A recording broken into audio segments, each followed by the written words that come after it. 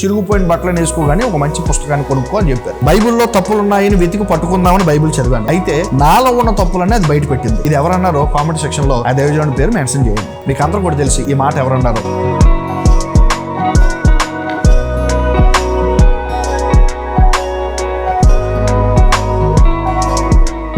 Hello dear friends, ఎలా ఉన్నారు? బాగున్నారా? మరొకసారి మిమ్మల్ని అందరం కూడా కలుసుకోవడానికి దేవుడు నాకు ఇచ్చిన సమయాన్ని బట్టి నిజంగా నేను ప్రభువుని స్తుతిస్తూ ఉన్నాను. ఈ ప్రత్యేకమైన సమయంలో చాలా మందిలో కొన్ని సందేహాలు ఉన్నాయి. బైబిల్ని ఎలా చదవాలి, బైబిల్ని ఎక్కడి నుంచి చదవాలి, కొన్ని ప్రశ్నలు అనేవి ఉంటాయి. అంటే ఆదికాండం మొదలుకొని ప్రకటన గ్రంథం వరకు కూడా చక్కగా 66 పుస్తకాలు కూడా మనము చదవగలిగితే, ధ్యానం చేయగలిగితే చాలా లోతైన సత్యాలు నేర్చుకోవడం, తెలుసుకోవడం, అనేక ఆత్మీయ లోతును గ్రహించేటువంటి అవకాశం అనేది ఉంటది. బైబిల్ ఎక్కడి నుంచి చదవాలో తెలియదు, కొంచెం కన్ఫ్యూజన్ ఉంటుంది. చాలా మందికి కన్ఫ్యూజన్ వల్లే చాలా మంది దేవుడికి దూరం అవుతున్నారు. కాబట్టి బైబిల్ని ఎలా చదవాలి? ఎందుకంటే పరిశుద్ధ గ్రంథం అనేది దైవాత్మ ప్రేరితం. 119 దావీదు కీర్తన 97వ చరణం, నీ ధర్మశాస్త్రము నాకెంతో ప్రేమగా ఉన్నది, దినమెల్లా నేను దానిని ధ్యానించుచున్నాను.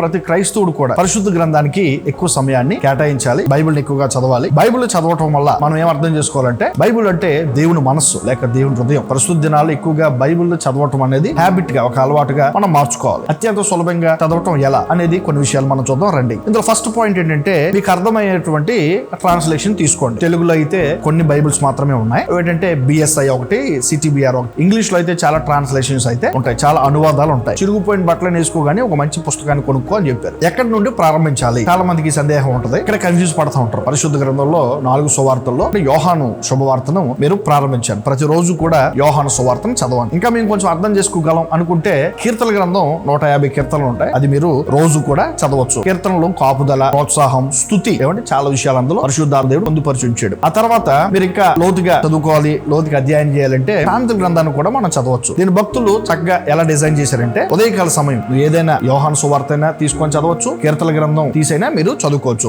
రాత్రి పడుకునే ముందు, పడక మీదకి వెళ్లే ముందు మీరు సామెతల గ్రంథం రోజుకు ఒక అధ్యాయం చొప్పున చదివితే నెలలో 31 రోజు కాబట్టి 31 అధ్యాయాలు ఉంటాయి. ఉదయం మీరు యోహాను సువార్త చదవండి, లేదా అంటే కీర్తనలు చదవండి. రాత్రి పడక మీదకి వెళ్లే ముందు సామెతలు రోజుకు ఒక అధ్యాయం చొప్పున మీరు చదివితే ఇంకా లోతుగా అధ్యయనం చేయడానికి అవకాశం అనేది ఉంటుంది. చదవడానికి ముందు ప్రార్థన చేయాలి, చదవడానికి ముందు ప్రార్థన చేయాలి, తర్వాత ప్రార్థన చేయాలి. వై? ఎందుకు అంటే పరిశుద్ధ గ్రంథం అనేది, బైబుల్ అనేది దైవాత్మ ప్రేరితం. కాబట్టి మీకు బైబుల్ అర్థం కావాలంటే, బైబుల్ మీరు అర్థం చేసుకునే క్యాపబిలిటీ మీకు ఉండాలి అంటే ఖచ్చితంగా మీరు చేయాల్సిన పని ఏంటంటే, పరిశుద్ధ గ్రంథం మొదలు పెట్టక ముందు ప్రార్థన చేయాలి, మొదలు పెట్టిన తర్వాత మీరు ప్రార్థన చేయాలి. ఎందుకు? ప్రభు సహాయం కొరకు. కాబట్టి ఎంతసేపు చదవాలి అంటే 15 మినిట్స్ చదవాలి. రోజుకి ఒక 15 నిమిషాలు చదవాలి. 15 నిమిషాల నుండి ఎంతైనా మీరు చదవచ్చు. 15 నిమిషాలు మించి మనం అలవాటు చేసుకోగలిగితే చాలా అవసరం. ఎందుకు అంటే ఈ ప్రస్తుత దినాల్లో ఏమండి, ప్రార్థనతో పాటుగా వాక్యాన్ని కూడా ఎక్కువగా చదవడానికి మనము ఇష్టపడాలి. దానికి 15 మించి ఎక్కువ సమయాన్ని మనము దేవుని దగ్గర పని చేయగలిగితే, దేవుని వాక్యాన్ని మన హృదయంలో, మన మనసులో దాచుకోవడానికి ఎంతగానో అవకాశం అనేది ఉంటుంది. మన మైండ్ లో దీన్ని మనం చక్కగా రికార్డ్ చేసుకోవాలి. నోట్స్ ఖచ్చితంగా వాడాలి. చాలా మంది చర్చికి అయితే వస్తున్నారు కానీ బైబిల్ పట్టుకుని వస్తారు, పక్కన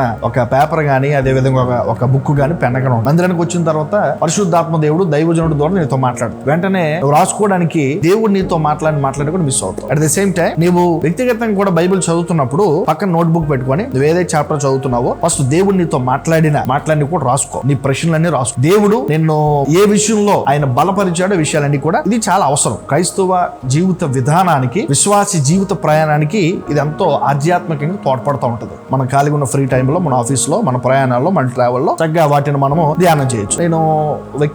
నేను మీకు సలహా ఇచ్చేది ఏంటంటే, నేను చాలా దూర ప్రాంతాలు ప్రయాణం చేస్తూ ఉంటాం. ప్రయాణం చేస్తున్నప్పుడు దేవుడితో కొంత సమయాన్ని గడిపినప్పుడు, బైబుల్ రీడ్ చేసిన ప్రతిదీ కూడా దేవుడు నాతో మాట్లాడి, దేవుడు నన్ను దర్శించిన ప్రతి విషయాలు కూడా నేను ఒక నోట్స్ మీద రాసుకుంటాను. దూర ప్రాంతాలు ప్రయాణం చేస్తున్నప్పుడు కారులో అవన్నీ తీసుకుని చక్కగా నేను ఒక్కసారి దాన్ని రిమైండ్ చేసుకుంటూ ఉంటాను. చాలా బాగుంది కదా. కాబట్టి మన ప్రయాణాల్లో మనం రాసుకున్న నోట్స్ మనకి చాలా ఉపయోగకరంగా ఉంటుంది. ఈ దినాల్లో బైబిల్ ని ఎక్కువ శాతం మనం క్యారీ చేయడానికి చాలా మంది ఇబ్బంది పడతా ఉన్నారు. కాబట్టి ఈ నోట్స్ ని మీరు క్యారీ చేయగలిగితే మీ బ్యాక్ ప్యాక్ లో గానీ, అదే విధంగా ఒక పాకెట్ సైజు చిన్నపాటి పాకెట్ సైజ్ బుక్ గానీ మీరు వాడినట్లయితే మీరు రాసుకున్నది మీకు ఎంతగానో ఉపయోగపడుతుంది. ఫ్రీ టైంలో అది చదవడం వల్ల మీరు అంత ఆధ్యాత్మికంగా ఎదగడానికి మీకు ఎంతగానో అది ఉపయోగపడుతూ ఉంటుంది. ఖచ్చితంగా బైబిల్ చదివే వాళ్ళు నోట్స్ కంపల్సరీగా వాడండి. బైబిల్ యాప్స్, యూజ్ టూల్స్ చాలా ఉన్నాయి. అవి తెలుగులో కంటే ఇంగ్లీష్ లో చాలా ఉన్నాయి. మీకు ఇంకా లోతుగా బైబిల్ ని తెలుసుకోవాలి, అధ్యయనం చేయాలి అనుకుంటే ఆఫ్లైన్, ఆన్లైన్ కూడా బుక్స్ ఉన్నాయి. ఏమంటే మార్కెట్ లో బుక్స్ ఉన్నాయి.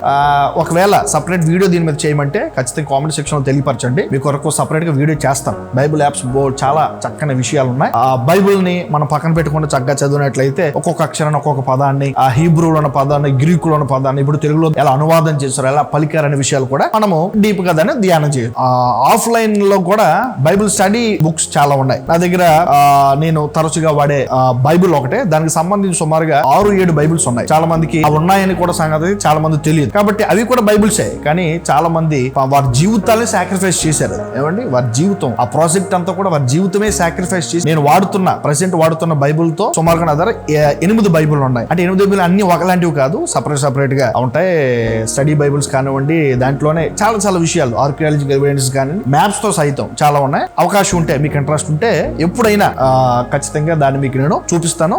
బైబిల్ యాప్స్ మీరు వాడడం వల్ల మరింత లోతుగా బైబిల్ మీరు అధ్యయనం చేయడానికి ఎంతగానో ఇష్టపడుతుంటారు. మీరు నోట్స్ లో రాసుకున్న ఆ విషయాలన్నీ కూడా ఒకసారి ఈ యాప్స్ లో కూడా మనకి క్లియర్గా ఉంటాయి. ఆ పదాలు కానివ్వండి, ఆ వచనాలు కానివ్వండి, ఎందుకు, ఎక్కడ, ఎలా, ఏ సందర్భంలో రాయబడింది, దీని బ్యాక్గ్రౌండ్ ఏంటనేది ఇందులో కనబడుతూ ఉంటుంది. కాబట్టి యాప్స్ని మీరు ఇంట్రడ్యూస్ చేయండి, మాకు పరిచయం చేయండి సార్ అంటే ఖచ్చితంగా పరిచయం చేయడానికి మేము సిద్ధంగా ఉన్నాం. చివరిది ఏంటంటే కన్సిస్టెన్సీని మెయింటైన్ చేయాలి. ఒక రోజు చదివి 2వ రోజు మానే. చాలా మంది వారం రోజులు చదివి మానేస్తారు. నిజంగా ఇలా చేయాలనుకుంటారు, మంచిదే, తప్పులేదు. అది 1 వీక్ 2 వీక్స్ చేసి ఇంకా నాకు టైం లేదు, ఖాళీ లేదు, నాకు ఆఫీస్లో ఫ్రీ టైం దొరకట్లేదు, లేకపోతే నాకు అసలు సమయం దొరకట్లేదు. కన్సిస్టెన్సీని మెయింటైన్ చేయాలి. దాన్ని అలా మనం చదవడం ప్రారంభించి ముందుకు నడిపించబడుతున్నప్పుడు ఏదో కొన్నిసార్లు మిస్ అవ్వచ్చు.